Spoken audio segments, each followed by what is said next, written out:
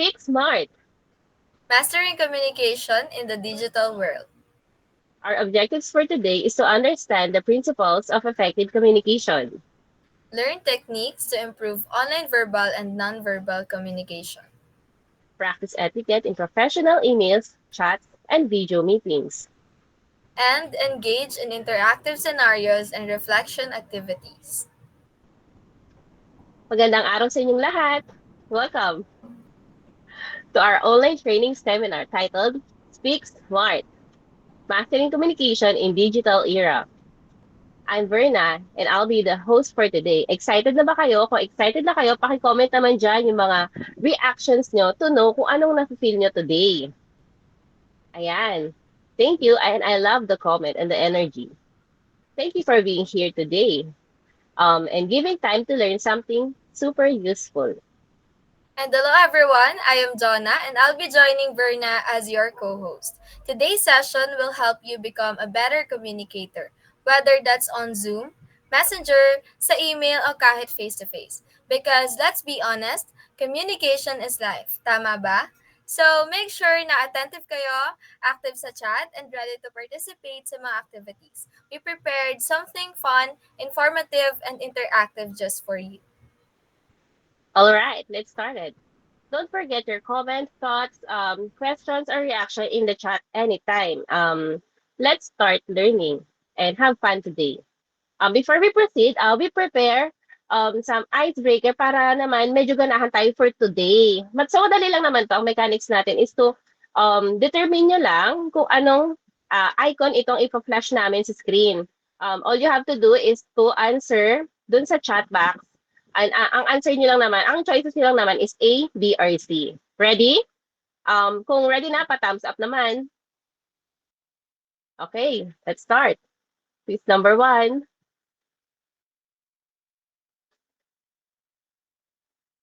In this icon, ano po nga bang icon ito? Pa-comment naman dyan sa chat box. Ayan. So, tama. This icon is Zoom. Next. How about this one? So, tingin nyo, ano kaya to?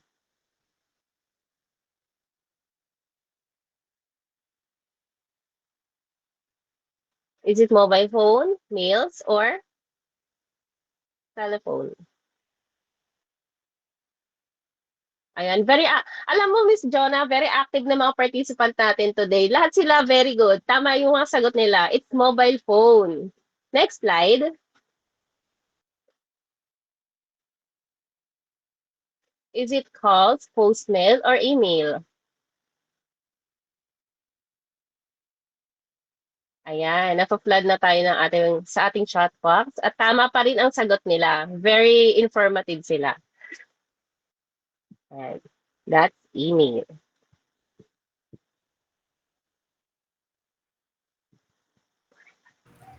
Okay, to kick off our first session, we'll be talking about the basics of communication. Something super important sa araw-araw nating buhay, lalo na sa online setup. And to lead us in this session, we are honored to introduce someone who really walks the talk pagdating sa malinaw at makabuluhang komunikasyon. Our speaker is a journalist and media practitioner with multiple recognitions under his belt. He is known for producing sharp, insightful news stories in the field of digital journalism. Currently, he's making waves at Communicore Media Group, where he was recently awarded as Outstanding Young Communicator of the Year. Let's all give our virtual applause to our Session 1 speaker, Mr. John Carlo Obias.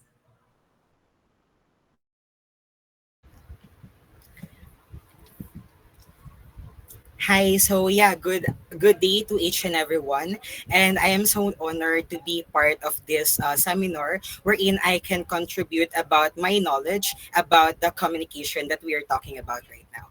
So yeah, first we have the topic that is, the topic that we are going to talk about is the basics of communication. All right. So yeah, let's begin with the definition of communication. Communication at its core is the process of conveying information, ideas, or feelings between two or more individuals. It involves a sender, a receiver, and a message, and can be expressed through various channels like verbal, nonverbal, written, or visual methods. Effective communication relies on clarity, active listening, and feedback to ensure understanding. And of course, with the communication, we have several key elements of communication that can affect our understanding or our process with the communication. Of course, we have the sender. Sender, it is the individual initiating the communication, just like what we are doing right now. I am the sender because I initiate or I provide information or ideas with you guys. And you are the receiver because you receive or you process the message that I am conveying right now. Next, we have the message. This is the information or idea or feeling being conveyed. Just like what we are talking about right now, we are talking about the communication, and this is the message that I want you to know. This is the message that I would like you to convey. And of course, we also have the encoding. The encoding is the process of converting the message into a communicable form. Example, we have the words and we also have the symbols. Like for today, we have several symbols or images that we can see in our PowerPoint presentation. Of course, we have to encode for us to be able to understand what is the purpose of our communication. Next, we also have the channel.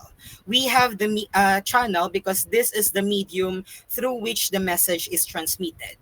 We have speaking, writing, or email. And also, we have the receiver, just like what I mentioned earlier. You guys are the receiver because you are the individuals receiving and interrupting the message or interpreting the message coming from the sender, which is me. And also, we have the decoding. This is the process of interpreting the received message. Of course, in this communication, or just like here in our seminar, you just don't listen on what I am saying. You also analyze and understand what is the purpose of this seminar or what is the purpose of communication. And also, we have the feedback, and this is the response coming from you guys. With this, I will be able to know if you guys understand what are the topics that we discussed. With this, we will be able to understand, or we will be it indicates if the receiver understand the message of the sender. And lastly, we have the noise. This is the any interference that can disrupt the communication process. Ito yung kahit anong makakasagabal sa communication na ginagawa natin. And after that, again, the key elements of communication, we have the sender, message, encoding channel, receiving, decoding, feedback, and noise. And also next, we have the types of communication. We have the verbal communication. Just like what I am doing right now, we have to use spoken words to convey the message, ideas, or information. Also, we have a nonverbal communication. These are the communication wherein we have to use body language, facial expressions, and other cues to communicate. For example, sa mga napapanood natin sa news, of course, hindi naman meron tayong mga kapwa-tao na merong mga disabilities katulad ng walang pandinig. Because of this verbal communication with the body language and sa tulong ng facial expression, yung mga kagaya nating tao na kinulang sa mga may mga disabilities, they will be able to understand. They will able to analyze what is the communication about because of this nonverbal communication. We also have the written communication. This is from the word itself. We use written words to convey a message. And also we have the visual communication using images, charts, or other visual aids to convey a message. Of course, may mga tao kasing hindi nila lubusang naiintindihan yung mga napapakinggan or nababasa nila kung hindi nila nakikita yung mga pictures. Mas lumalawak yung pag-analyze, mas lumalawak yung imagination nila with the help of visual. And also, lastly, we have the active listening, paying close attention to the speaker, understanding their message, and providing feedback. Like what I've mentioned, hindi lang basta tayo makikinig. We also need to understand. And also, we have to provide feedback para malaman ng sender natin kung may natutunan ba tayo sa message na nanggaling sa kanya. Again, the types of communication that we have the verbal, non-verbal, written, visual, and active listening. And lastly, we have the importance of communication.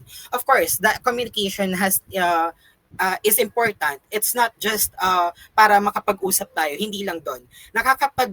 Because of the communication, we will able to build relationship.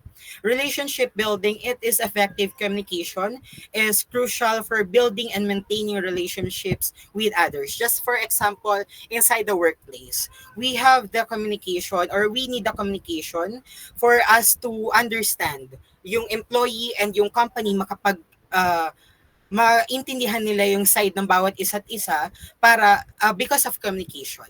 And also we have the information exchange. Of course, hindi lang naman nanggagaling yung information sa iisang tao. Nanggagaling information both sides para magkaroon tayo ng open idea para sa lahat. Para hindi tayo maging bias sa information na pinakikinggan natin. And it also allows sharing of information and ideas, facilitating collaboration and understanding. We also have the problem solving, wherein communication helps in identifying problems, brainstorming solutions, and reaching agreements. With the communication, we will be able to resolve problems because napag-uusapan natin yung problema, napag-uusapan natin yung solution. And with that, we will be able to resolve problems ng iba't ibang aspect sa ating life. And lastly, we have the conflict resolution.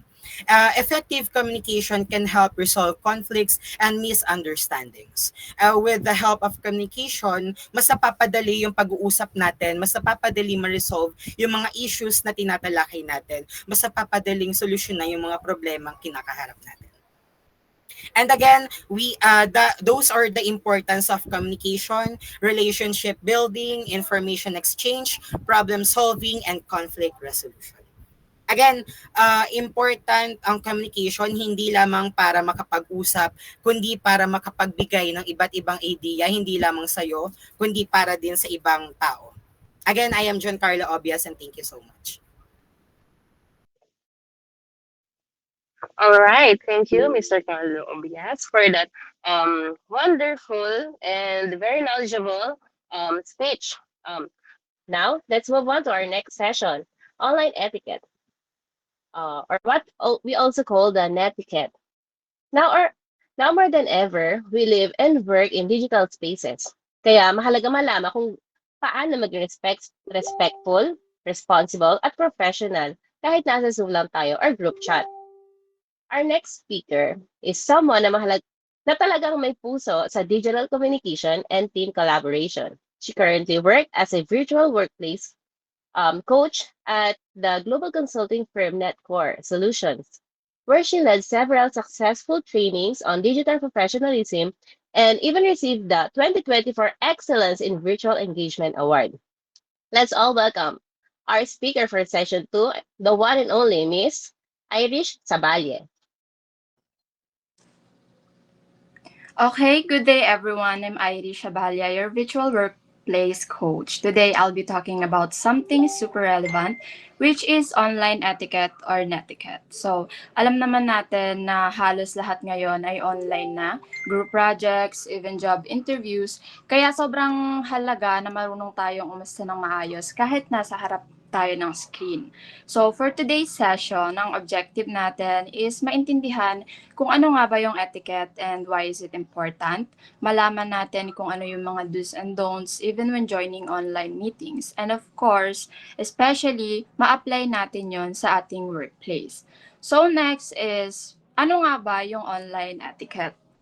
It's simply the set of rules that guide how we behave online, para siyang version ng good manners pero digital.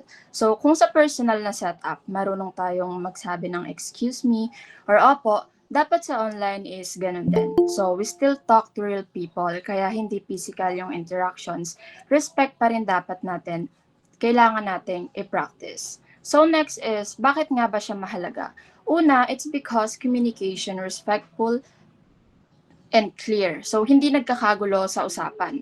Pangalawa, nakakatulong siya para maging smooth yung flow ng meeting, like walang istorbo, walang delay. And pangatlo, naiiwasan natin yung misunderstanding because dahil sa online etiquette, nagiging careful tayo sa mga words natin. And ang pinaka-importante, it builds trust and professionalism. So, nagkakaroon tayo ng magandang impression sa'yo kahit virtual lang. So next is the online etiquette do's and don'ts. So here are some simple but powerful do's na dapat i-practice. First is be on time. So kapag alam natin sa sarili natin na dapat be on time tayo lagi, is nagsishow siya na nare-respeto natin yung hindi lang oras natin, kung hindi yung oras na rin ng iba. Next is, of course, mute your mic. Why? It's important para makaiwas tayo na ma-distract natin yung speaker and makaiwas tayo sa mga background noise. Next is, use your real name and photo if required. So, itong mga ganito ay mahalaga siya pagdating sa mga pag-a-attend natin ng job interviews. So, kasi nagpapakita siya ng professionalism natin. And next is dress properly. So, kahit na mag-a-attend ka ng online meeting and nasa bahay ka lang, mahalaga pa rin na maging disiplinado and mag-show ng respect through your appearance.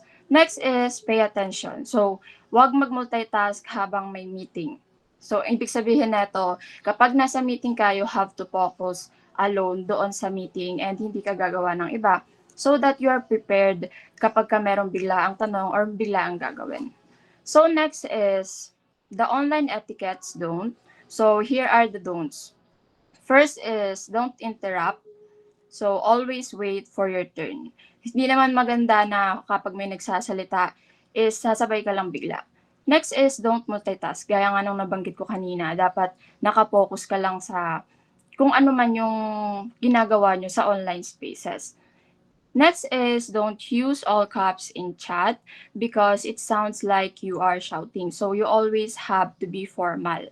Next is don't eat or lie down on camera. It's very unprofessional. Next is don't forget to check your background. So kapag ma-attend tayo ng online meeting, mahalaga na prepare tayo lagi. So makikita mo yon kung maayos ba yung background yung place ng camera mo o yung background mo. So we always have to be mindful pagdating sa mga ganung bagay. Next is the chat box etiquette. So hindi lang siya sa online like video call, even in the chat, meron ding etiquette. So, first is be polite. So, it's a common sense to be polite every time na nasa online spaces tayo para hindi tayo ma-misunderstood. Next is use good morning, say thank you. So, mahalaga na kapag we are planning to message someone, it's important na umpisahan natin lagi sa greetings so that mararamdaman niya na you are being considerate. Next is keep your message short and clear. So you have to be direct. Next is avoid spamming or sending off topic emojis. So syempre, lalo na sa mga trabaho or sa mga workplace, mahalaga na maging formal and maiwasan natin yung pagiging jejemon and ilugar natin yun sa ibang bagay. So next is we're going to have a quick activity which is called chat quiz. So ang gagawin natin dito, I will be going to show you different kind of situations and you're going to tell me if it's proper or improper. So ang gagawin nyo lang, since hindi nyo na kailangan mag-raise ng hands, needs nyo lang mag-comment sa comment section. So first is eating chips while your camera is on. So, is it proper or improper? You only have 5 seconds to comment your answers.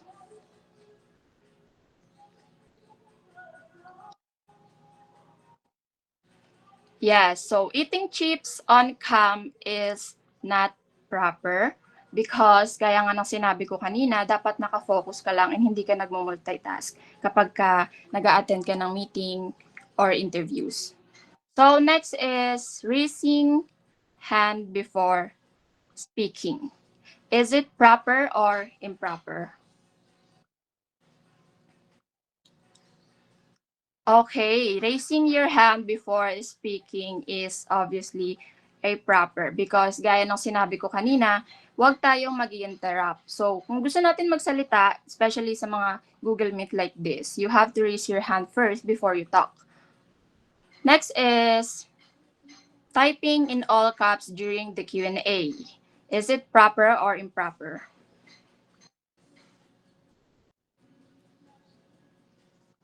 So, typing in all caps during the Q&A is obviously not proper because gaya nga ng sabi ko kanina, it sounds like you're shouting. So, kailangan nating maging formal palagi. Next is saying thank you to the speaker after the talk. Is it proper or improper? Yes, it's proper. So, mahalaga na mag-thank you tayo after we speak or even before we talk. So next is for the summary. To summarize this, online etiquette is just all about respect to yourself and others, responsibility for how you behave online, awareness of how your actions affect everyone. So be present, be respectful, and communicate with kindness even behind the screen. So thank you for listening. Sana po maging habit natin ang good online behavior dahil ang respect at pagiging professional, online man or hindi, is makakatulong siya sa atin panghabang buhay.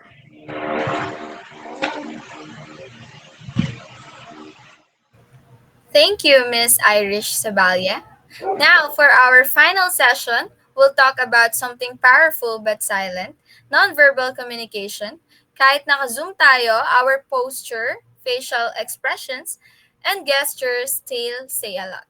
Our speaker is a public relations officer at Prime Connect Communications, known for her expertise in image building and media presence. She was also recognized as Outstanding Young PR Specialist of the Year.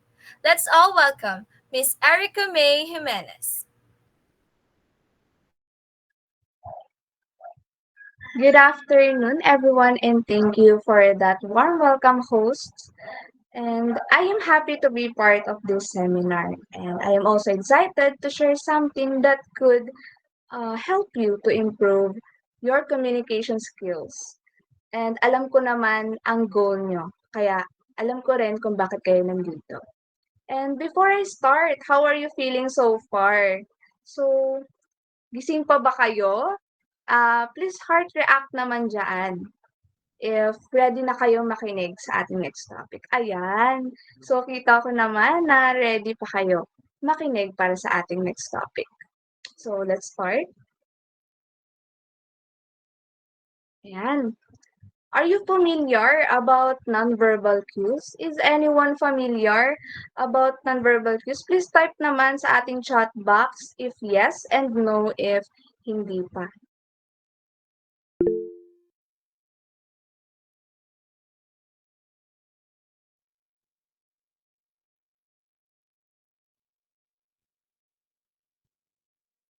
Ayan, nakakatuwa naman. At marami ang familiar na about nonverbal cues. But ngayon ay dadagdagan natin ang inyong kaalaman about it. So, next. Ayan, nonverbal cues. These are the communication signals that don't involve spoken words. So, meaning, hindi ginagamitan ng salita. They encompass a wide range of behaviors and appearances that convey meanings such as facial expressions, body language, tone of voice, and even personal space. So next. Ayan. Who are the users of non-verbal cues? Sa tingin nyo kaya, sino o sino-sino gumagamit ng non-verbal cues? Can anyone raise their hand and try to answer the question?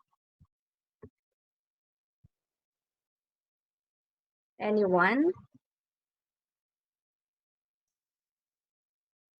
Sa tingin nyo, sino kaya ang gumagamit ng non-verbal cues?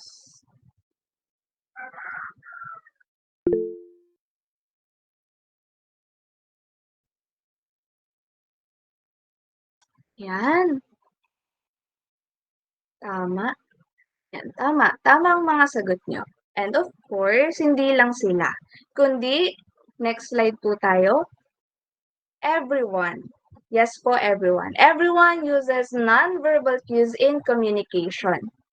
And sino-sino nga ba yung everyone na yan? Ito ay ang kahit bata man o matanda, may kapansanan man sa pandinig o pagsasalita, mga leaders, individuals, teachers and students, people in the workplace, at kahit iba-iba man ang kultura, lahat ay gumagamit ng nonverbal cues.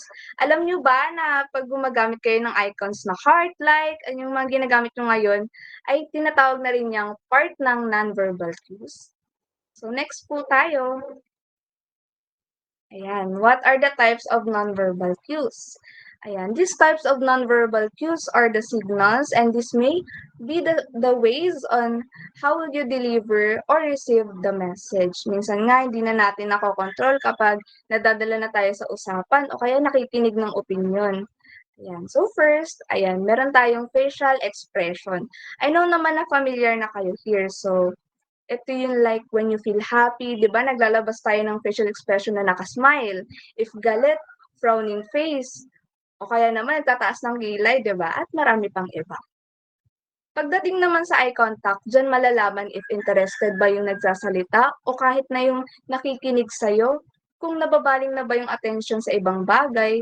Kaya make sure, when communicating, make a good eye contact. Next is body language. Dito, ma-observe mo, no, kung hindi lang sa iba, kundi pwede rin sa sarili mo mismo. Kung yung posture mo ba masyadong magaslaw o malamya. So here, body movements can communicate confidence or on how you express your body language. Next is personal space. It is the amount of space maintained between individuals can signal the nature of the relationship. Ito yung kung gaano ba kalayo o kalapit yung kausap mo na nag-show ng nature of relationship between the speaker and the receiver. Next naman is, next slide, wait po.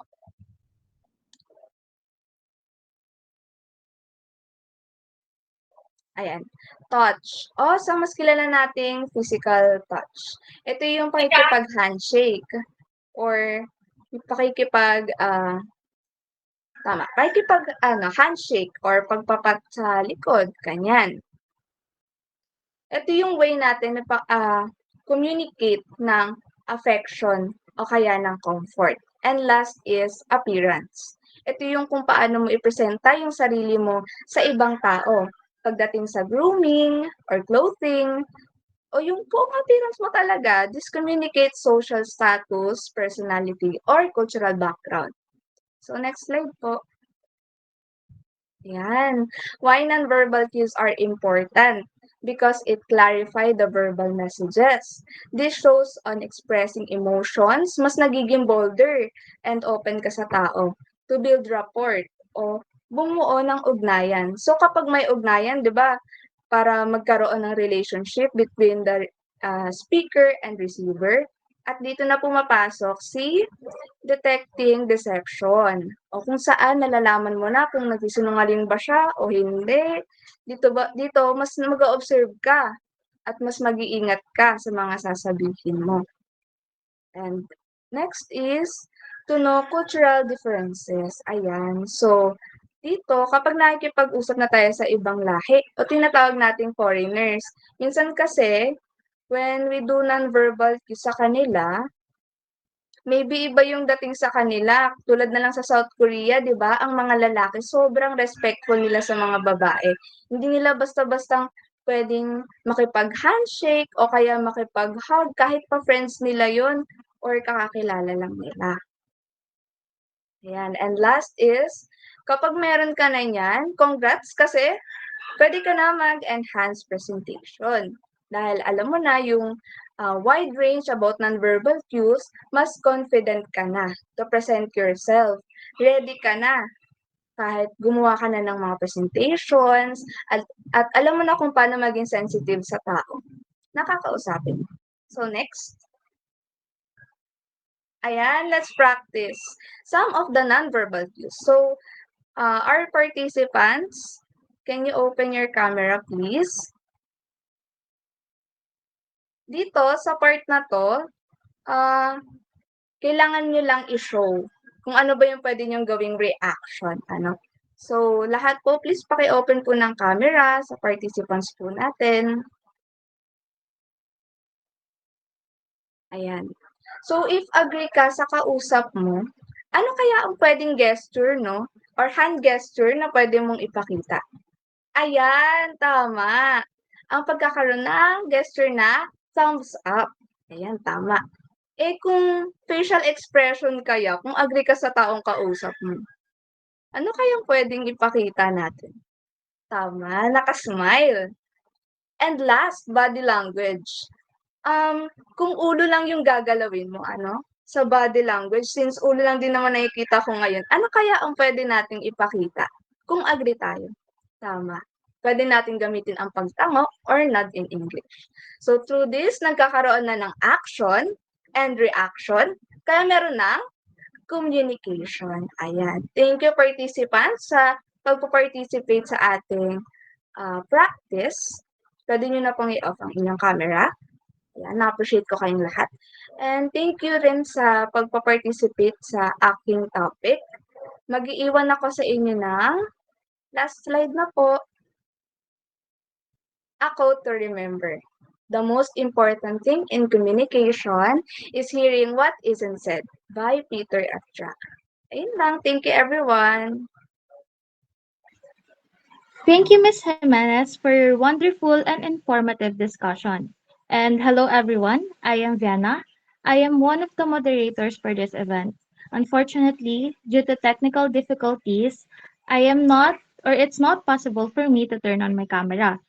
And nandito ako ngayon para itest kung gaano ba kayo ka-attentive throughout the discussion. Gagawa tayo ng mini roleplay about email etiquette gone wrong. So, ganito yung mangyayari. Si Speaker 1, magsasend ng emails kay Speaker 2. Pero warning lang ha, it's a bad email. Watch and observe kung anong mali.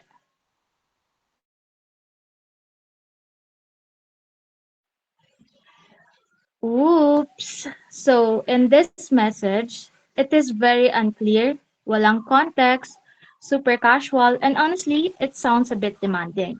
Hindi dapat ganito sa professional communication. Now, it's your turn to rewrite that email in the chat using a better tone and format. Now, let's see your versions.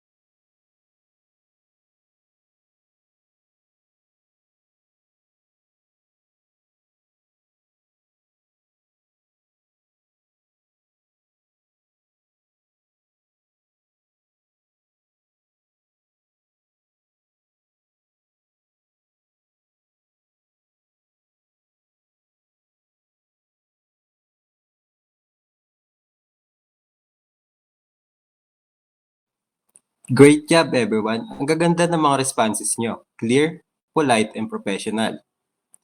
Now we open the floor for Q&A. If you have any question for our speaker, feel free to drop them in the chat or use the raise hand feature. We'll answer 2 to 3 questions.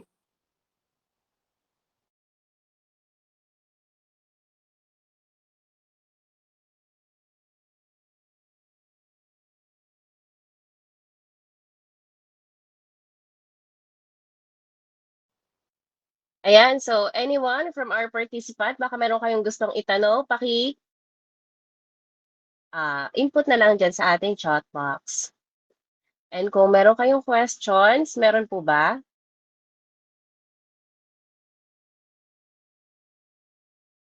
Okay, kung meron kayong questions, pwede naman yung sagutin ng ating mga moderators later. For now, I'd like to express na ang dami-dami natin natutunan today, no? From the basics of communication, etiquette, hanggang sa non-verbal cues. Lahat yan ay nagpapakita kung gaano kahalaga ang pagiging malinaw, magalang, at maingat sa pakikipag-usap. Tama. Communication isn't just about speaking. It's also about listening, observing, and adjusting to your audience. Kahit online, body language and tone still matter. And remember, kahit pa message lang or email, we always have the chance to communicate with clarity and respect. Kahit simpleng thank you or greeting, malaki na ang impact nun. Kaya sa lahat ng participants and to our awesome speakers, thank you for being here with us. Today, we hope na after this session, you feel more confident and mindful when you communicate online man yan o face-to-face. Ayan, as I can see, moderators, meron yata tayong question. Ready na po ba tayong sumagot?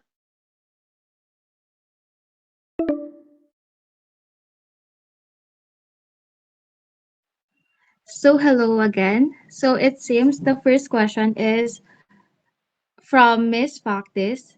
Hello, good day. As we tackle the good communication skills and manners for today, may we know how can you handle a person that has a bad temper? So my answer for that question is try to understand more the person you are talking to. Kasi lahat naman tayo merong buhay labas sa pinapasok natin. When it comes to work, meron kang buhay aside from it katulad sa pamilya mo or sa sa personal life mo. And maraming factor na nakakaapekto bakit bad temper ang isang tao. Kindness is free, so we can show it to anyone. Instead of sasabayan natin yung pagiging bad temper nila, try to understand more kung saan sila nanggagaling at kung bakit ganun yung response nila sa mga actions na nangyayari. May next question pa? Siguro last na natin to. Last question. Tapos, let's na lang. Moderator, may isa pa pong question. The next question that I saw is, can you show us the proper one when it comes to emailing someone in order for us to be more proper and aware? Do you have any email that you prepared, host? Siguro for that, we can share naman the answer for that question. Siguro after na lang nitong meeting natin kasi medyo kinakapos na tayo sa oras. Okay lang po ba? Ayan. So before we end, we'd like to give big thank you to our amazing guest speakers for taking time to be with us and for sharing such insightful thoughts. As a sign of our appreciation, we are honored to present you with an e-certificate to recognize the inspiration and knowledge you've shared today. We hope this won't be the last time to get to learn from you. This certification of appreciation is hereby awarded to John Carlo Obias for sharing their expertise as a guest speaker during the Speak Smart Mastering Communication in the Digital Era online training and seminar held on June 27, 2025 via Zoom. Your valuable insights and presence made this event truly meaningful. Ayan. Then the next certificate. This certification of appreciation is hereby awarded to Irish at Savaya for sharing their expertise as a guest speaker during the Speak Smart Massing Communication in the Digital Era online training and seminar held on July 27, 2025 via Zoom. Your valuable insight and presence made this event truly meaningful. Also, this certificate of appreciation is hereby awarded to Eric Camay Jimenez for sharing their expertise as a guest speaker during the Speak Smart Mastering Communication in the Digital Era online training and seminar held on June 27, 2025 via Zoom. Your valuable insights and presence made this event truly meaningful. Ayan. And before we end, we've prepared a Google form na ilalagay po ng ating tech support team sa chat box. This Google form will serve as your quiz and as attendance and participation for this seminar. Okay, this has been Speak Smart, Mastering Communication in the Digital Era. Thank you and see you again next training. Keep learning, keep growing, and always speak smart. Thank you all. Okay na?